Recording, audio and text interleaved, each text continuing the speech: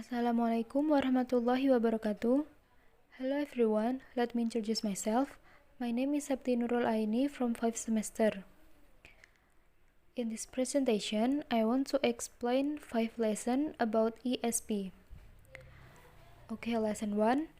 The first, I want to explain about what is ESP. ESP is English for specific purposes, and the aim of the ESP is to determine the needs of a specific group of learners. ESP has a classification and it often divided into two, that are English for academic purposes or EAP and English for occupational purposes or EOP.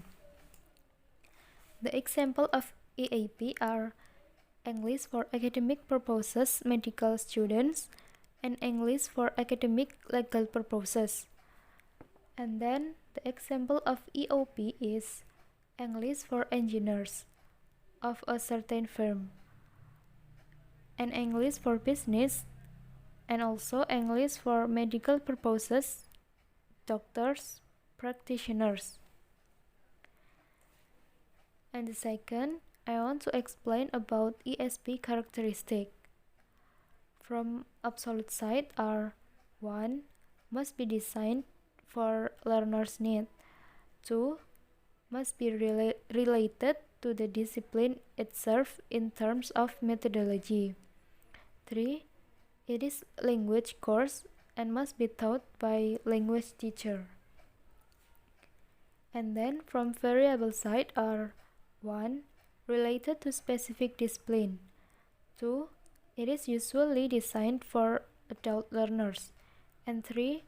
It is usually designed for intermediate and advanced students and not for beginners. And the third, I want to explain about why is ESP important. So ESP has become increasingly important as 1. There has been an increase in vocational training and learning throughout the world. 2. With the spread of globalization has become the increasing use of English as the language of international communication. 3. Students are starting to learn and therefore master general English at a younger age. Jadi pentingnya ESP yaitu ada 3. Yang pertama, ada peningkatan dalam pelatihan dan pembelajaran kejuruan di seluruh dunia. Yang kedua, dengan penyebaran globalisasi, telah meningkatkan penggunaan bahasa Inggris sebagai bahasa komunikasi internasional. Dan yang ketiga, siswa mulai belajar menguasai bahasa Inggris umum di usia yang lebih muda. Okay, and then we move to lesson 2. How is ESP different from ESL, also known as General English? Okay, so the most important difference lies in the learners and their purposes for learning English. English as a second language, or ESL, is learning English in a country where English is dominantly spoken or where English is the official language. Jadi, bahasa Inggris sebagai bahasa kedua atau ESL adalah belajar bahasa Inggris di suatu negara, di mana bahasa Inggris digunakan sebagai bahasa yang dominan atau sebagai bahasa resmi. Seperti contoh, ada siswa dari negara yang bukan penutur asli bahasa Inggris.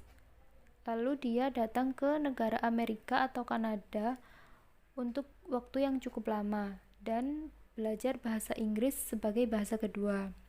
Jadi mereka mempelajari bahasa Inggris tadi sebagai alat untuk berkomunikasi dalam bahasa dominan yang digunakan di komunitas tempat mereka tinggal. And English for specific purposes includes students who are learning English in context of a certain field, profession, or topic. Dan bahasa Inggris untuk tujuan khusus mencakup siswa yang belajar bahasa Inggris dalam konteks bidang, profesi, atau topik tertentu.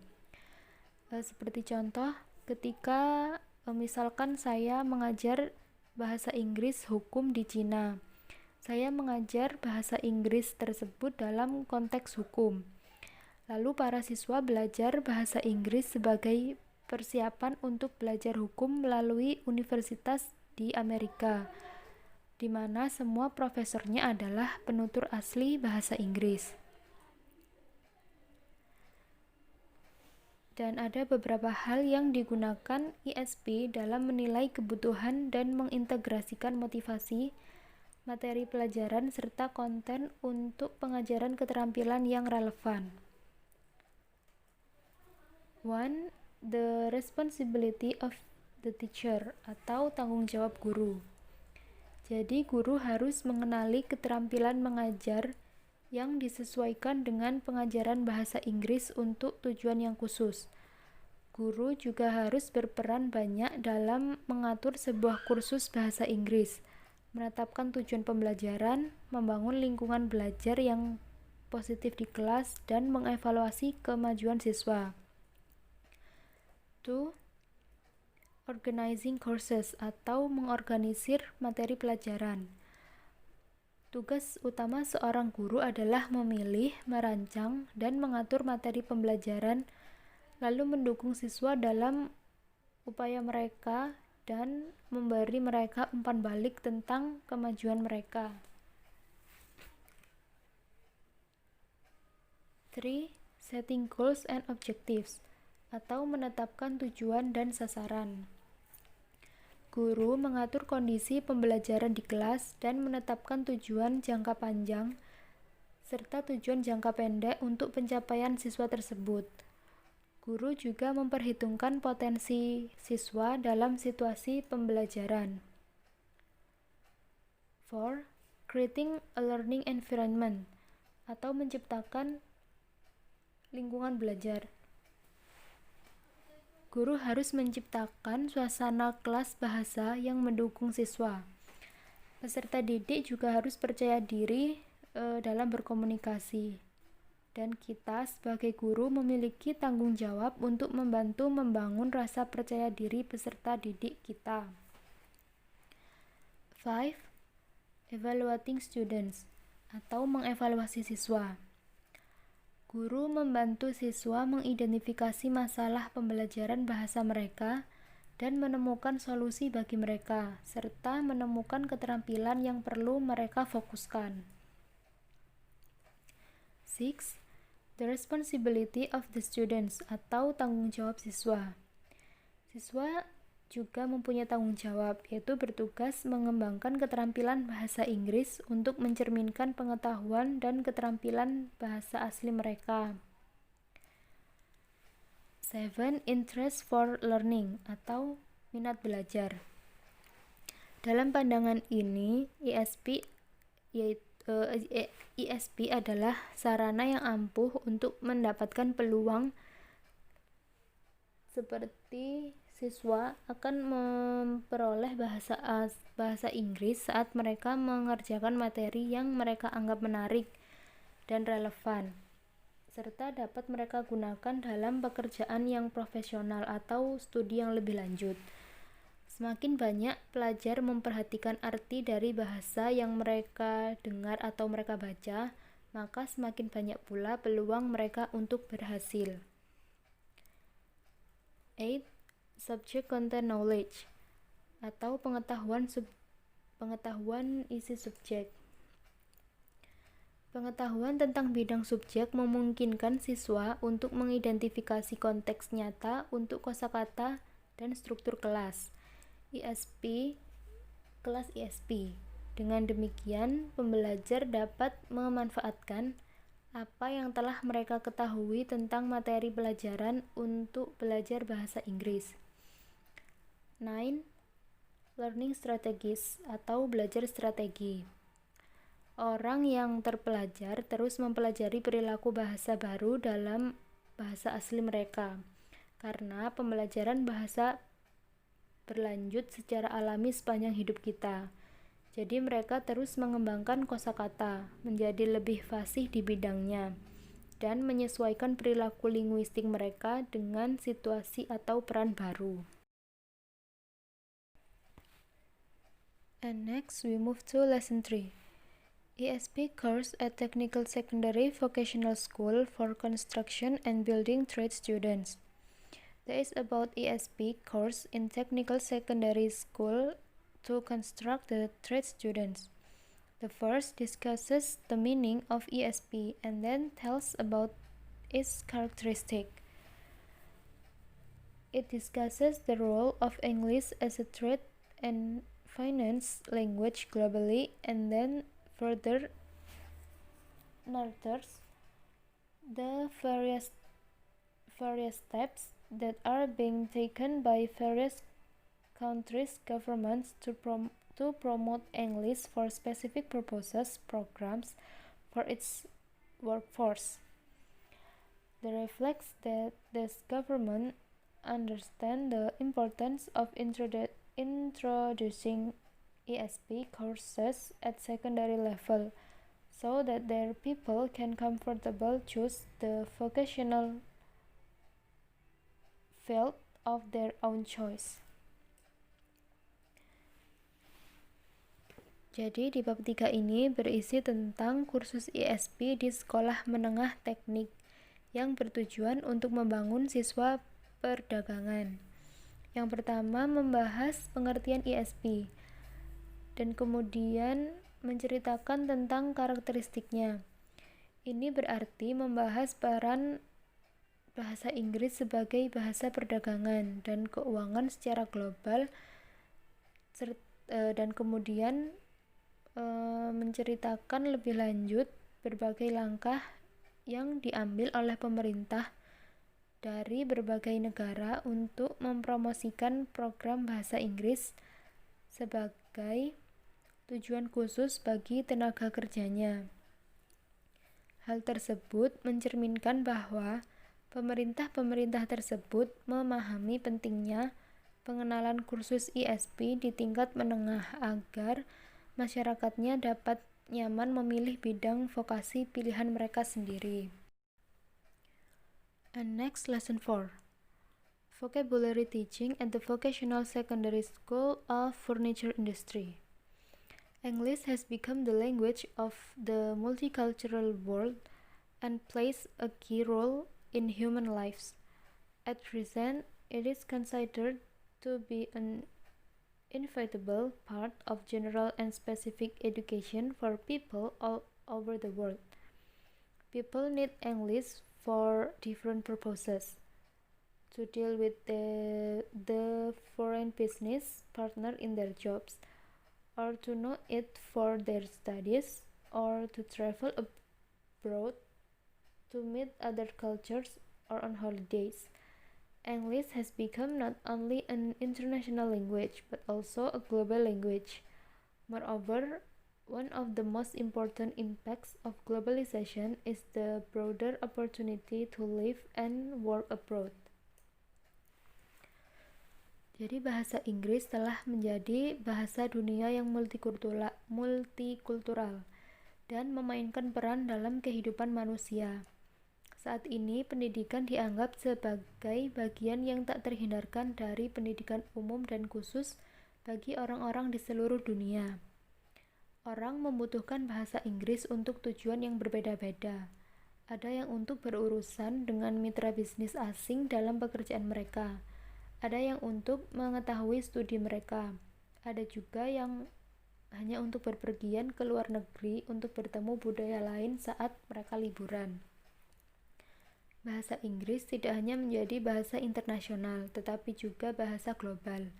Apalagi salah satu dampak terpenting globalisasi adalah semakin luasnya kesempatan untuk tinggal dan bekerja di luar negeri. Target yang dibahas dalam bab 4 ini mencakup siswa SMK remaja berusia 15 dan 20 tahun. Tidak mudah belajar bahasa Inggris pada usia ini. Mungkin mereka mengira bahasa asing atau bahasa Inggris ini tidak diperlukan untuk karir mereka di masa depan.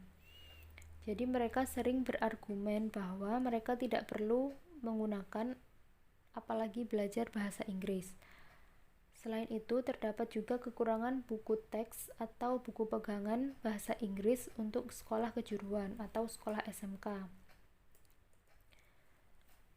Tujuan pembelajaran bahasa Inggris untuk siswa SMK adalah mengaktifkan dan mendorong keinginan mereka dalam kegiatan belajar agar lebih termotivasi dalam belajar bahasa Inggris. Okay, and there are 7 methods that used in English language teaching. 1. Teaching methods. 2. Grammar translation method. 3. Direct method. 4. Audiolingual method. 5. Total physical response method. 6. Task-based learning. And 7. Suggestopedia. Next, there are 4 approaches that are also used. 1. Teaching approaches. 2. Lexical approach. 3. Communicative approach. And 4. Eclectic approach. And the last, there are 6 steps that used in teaching ASP vocabulary. 1. Selecting vocabulary. 2. Presenting vocabulary. 3. Visual techniques. 4. Vocabulary consolidation. 5. Vocabulary practice. And 6. Vocabulary practice and consolidation. And the last is Lesson 5. ESP International Sample Lesson Plan. Students need to be invited to practice from the knowledge that has been obtained from previous lessons. With this lesson plan, students are able to master skills in reading, writing, and speaking English for their vocational fields. Besides that, students in the furniture industry are expected to be able to understand written and spoken text used at work so that they are experienced with measuring instruments that are improved through English vocabulary.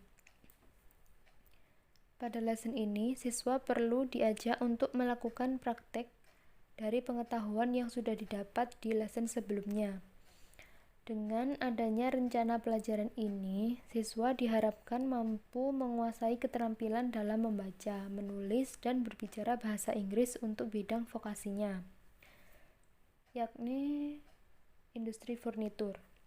Selain itu, siswa industri furnitur juga diharapkan dapat memahami teks tertulis maupun lisan yang digunakan dalam bekerja, sehingga berpengalaman dengan alat ukur yang ditingkatkan melalui kosakata bahasa Inggris. And there are some stages that used in this lesson. Stage 1 is introduction, and the aim is to show that lesson has started and let know what to expect and what is on the program. Stage 2, warming up, and the aim is to get students thinking about the topic, to revise general English vocabulary, to develop pronunciation and speaking skill, to present new vocabulary, and to provoke asking questions or getting information. Stage 3, vocabulary introduction, and the aim is to introduce the new vocabulary from the first part of the topic, to practice the pronunciation and to give simple explanations. Stage 4, reading the text, and the aim is to introduce the first set of new vocabulary in context, to practice reading and correct pronunciation of the unknown words and English and metric measures. Stage 5, practice writing exercise. The aim is consolidate students' awareness of the meaning and the form of the new words, practicing of the knowledge of new vocabulary, practicing the knowledge of the basic word class that are nouns and adjectives. Stage 6, Practice labeling exercise and speaking. The aim is to consolidate the new words, practicing using the new vocabulary, practicing the both knowledge of English technical mind. 7. Stage 7 assessment short summary of the lesson. The aim is to sum up the lesson to keep in students' mind and to give the opportunity to consolidate the new ASP vocabulary. Okay, I think my presentation or my explanation is enough, and I want to say sorry if my explanation is still not clear. Wassalamualaikum warahmatullahi wabarakatuh.